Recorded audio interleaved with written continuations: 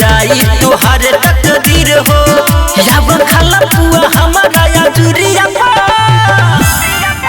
जिला बिटिया के रंग लगावाला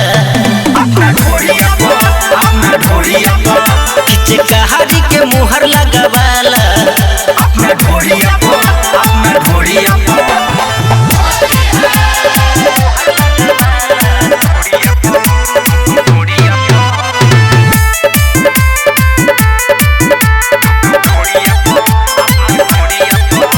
बंगाल लेके गोरे गोरे गाल बटे गजबे जवानिया तोहार हो।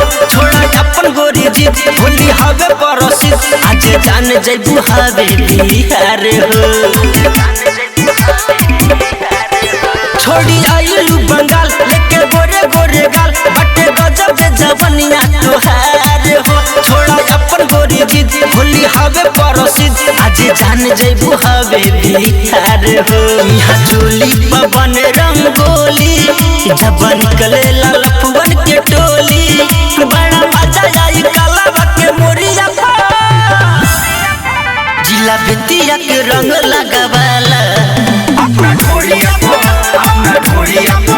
किचे कहारी के मुहर लगावाला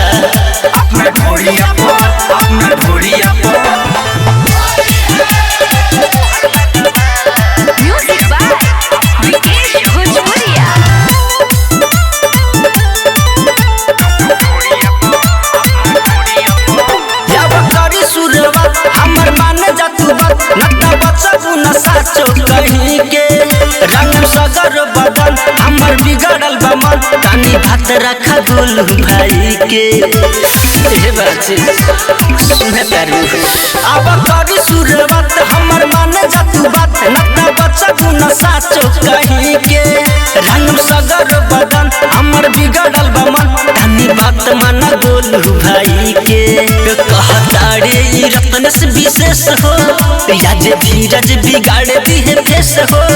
हमरा गुस्सा जागे कैल वाला जोरिया जिला बिटिया के रंग लगावाला किचे कहारी के मुहर लगावाला।